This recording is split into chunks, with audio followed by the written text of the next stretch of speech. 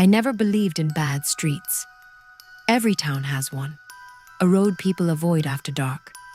A stretch of sidewalk where the streetlights flicker even when the power grid is fine. In my town, that street was Alder. I grew up in Cedar Falls, a quiet place where the loudest thing most nights was the wind pushing through cornfields. We had Friday night football, the annual harvest festival, and neighbors who still left pies cooling on windowsills. Alder Street didn't fit. It ran parallel to the Cedar River, a narrow residential strip with old two-story houses leaning slightly toward each other like they were whispering. Paint peeled, lawns overgrew. No kids played there. No one decorated for Halloween. Even on the 4th of July, when the rest of town lit up like a fireworks commercial, Alder Street stayed dark.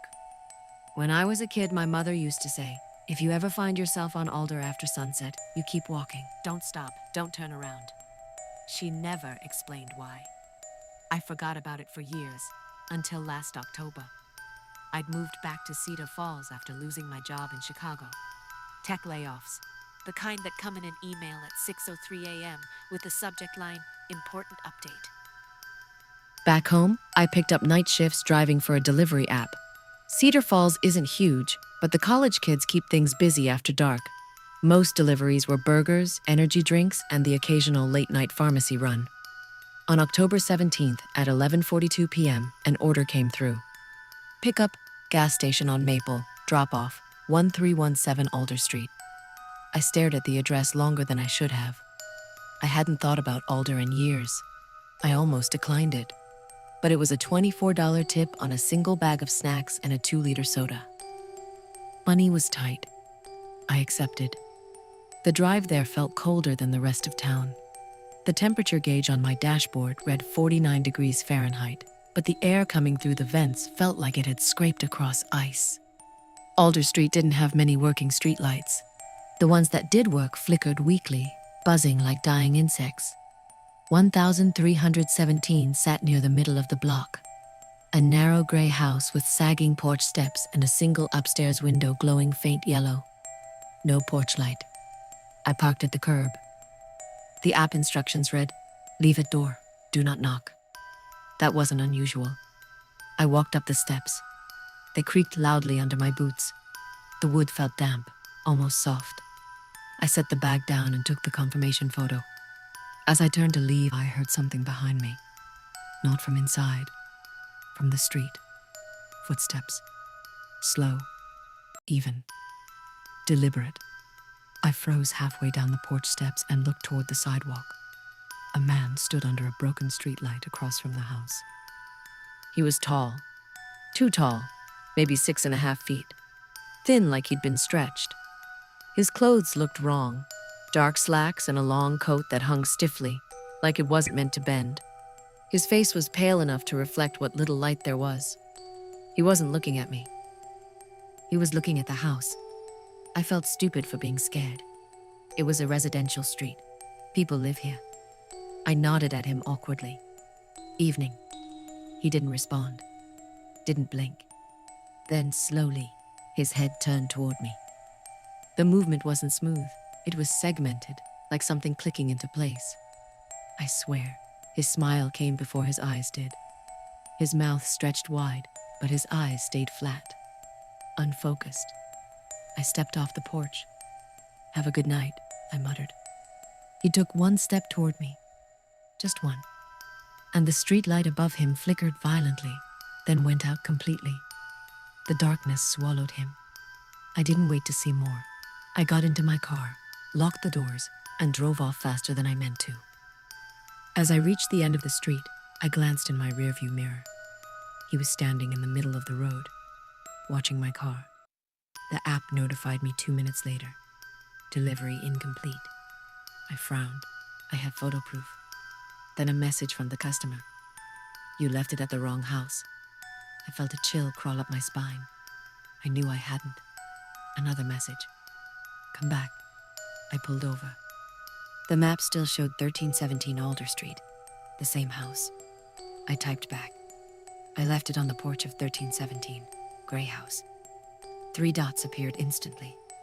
Then, "That's not my house." A photo came through. It showed the gray house at 1317, but the porch was empty. No bag, no soda. I zoomed in.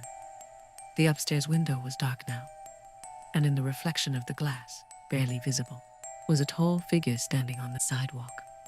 Behind the person taking the photo, I stopped breathing. The app chimed again. New order. Pick up. Same gas station. Drop off. 1317 Alder Street. $38 tip. I declined it. The order came back immediately. $52 tip. Declined. $74 tip. My hands were shaking. Then my phone rang. Unknown number. I shouldn't have answered. But I did. There was no greeting, just breathing. Slow, wet, too close to the microphone. Wrong house. A voice whispered. It sounded like someone forcing air through a throat that wasn't built for speech. I hung up and drove home. I didn't sleep. At 3:13 a.m., my phone buzzed again. Doorbell camera notification. I don't have a doorbell camera. At least I didn't think I did. I opened the notification. It was a live video feed. Black and white. A porch. My porch.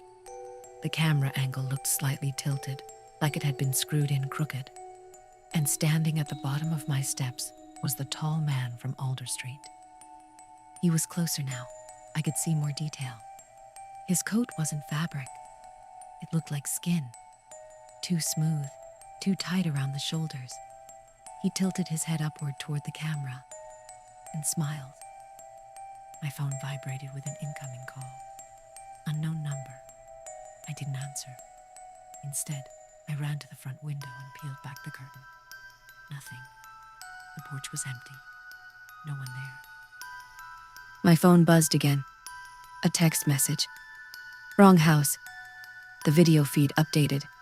Now he was at the top of the steps, standing inches from the door. I heard a knock. 3 slow taps. I stumbled back. The knocking came again. 3 taps. Then silence. I forced myself to look through the peephole. The porch light was off, but I could make out a shape standing directly against the door, not moving. I stepped back quietly, trying not to make a sound. My phone buzzed one last time. Final message. Let me in. The doorknob began to turn. Slowly, gently, like someone testing whether it was locked. It was. The knob stopped moving. A long pause. Then the knocking again. 3 taps. Always 3. I don't know how long I stood there, staring at the door. Eventually, the knocking stopped. I waited until sunrise before I opened it. There was nothing on the porch. No footprints. No camera. But on the welcome mat, written in something dark and sticky, were 2 words. Wrong house. I went to the police.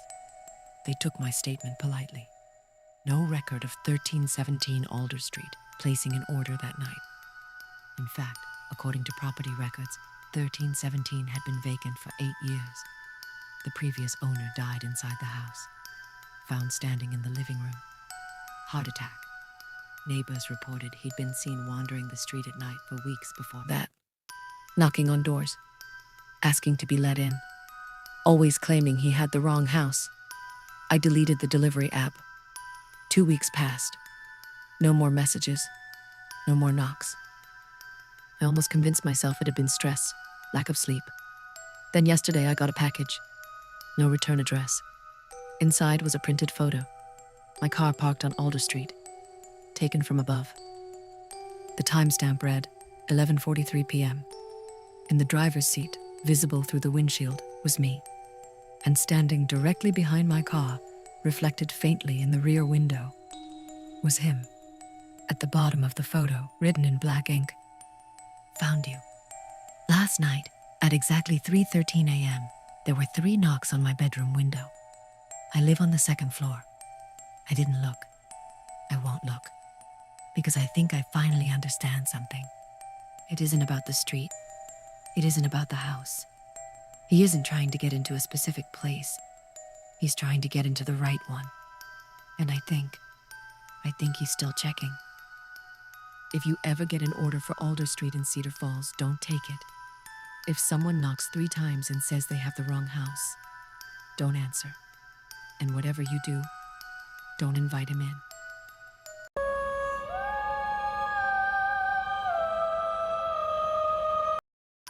If you grow up in northern Canada, you learn early that winter has a personality. It isn't just cold, it listens, it waits. I live in Thunder Bay, where the wind coming off Lake Superior can cut through 3 layers of clothing like they're tissue paper. We measure storms not in inches, but in how long the plows disappear.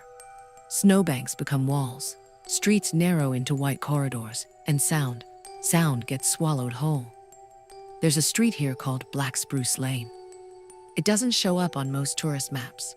It sits at the edge of town, just before the forest thickens and the highway bends west. In summer, it looks harmless. Small bungalows, chain link fences, kids' bikes tipped over in driveways. In winter, it becomes something else. I learned that 3 years ago. I was working nights as a paramedic back then.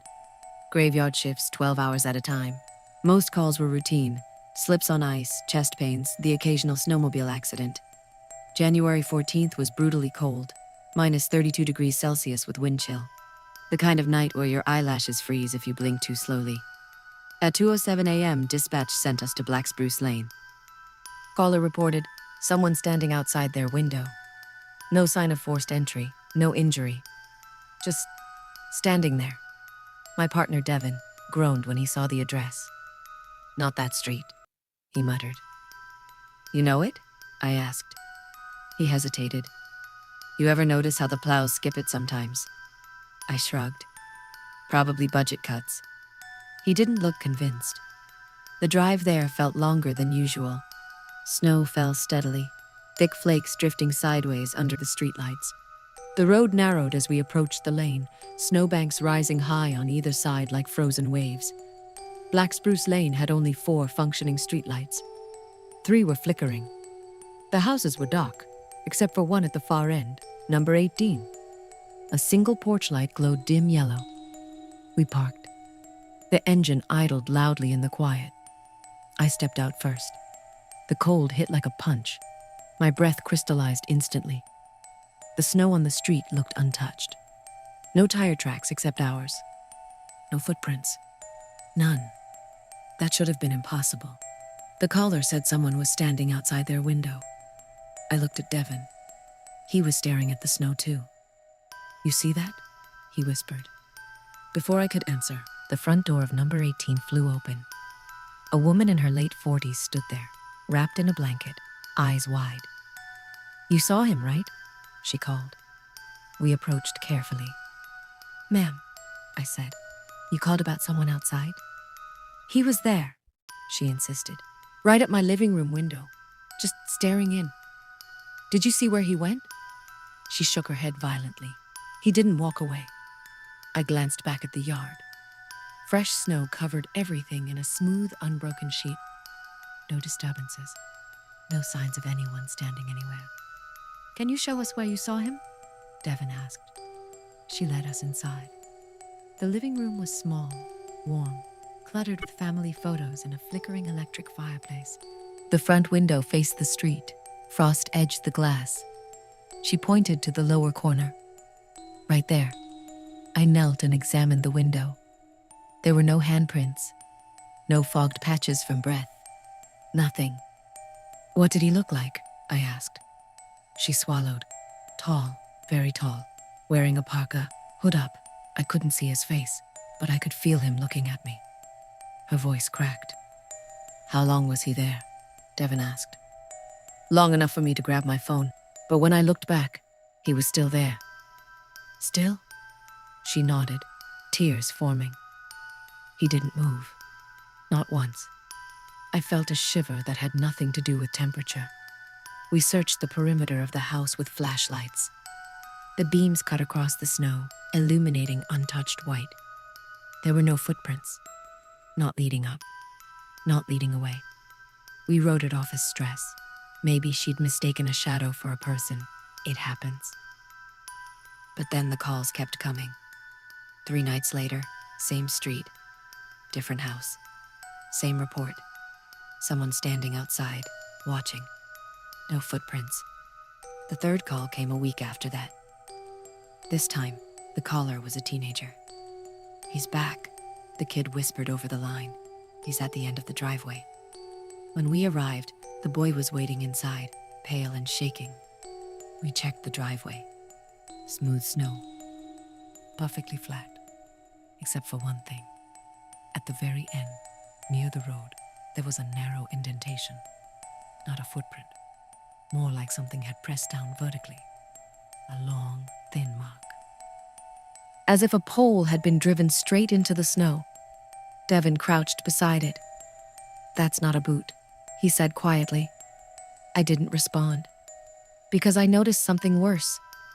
The mark wasn't filled with fresh snow. It was dark inside, like it went deeper than it should have. By February, Black Spruce Lane had a reputation. People avoided it after dark. Deliveries stopped. The city blamed weather conditions for reduced plowing service. Then the disappearances began. First was an elderly man from number 9. His daughter reported him missing after he didn't answer his phone. Police found his front door open. Lights on. TV playing. No sign of struggle. No footprints in the yard. Second was a college student renting number 22. His car was still parked out front, keys on the kitchen table. Back door locked from the inside. No footprints. By now, the street felt different, even during the day. The snow there seemed smoother than anywhere else in town, like it was being reset every night. On March 3rd, Devin and I were assigned patrol duty due to staffing shortages. At 1:58 a.m., dispatch crackled. Multiple 911 calls from Black Spruce Lane, callers reporting someone walking in the middle of the street. We didn't hesitate. As we turned onto the lane, our headlights cut through heavy snowfall. And then we saw him. A figure stood in the center of the road. Tall, thin, wearing a parka with the hood up. He wasn't facing us. He was facing away, standing completely still. Our headlights illuminated him fully.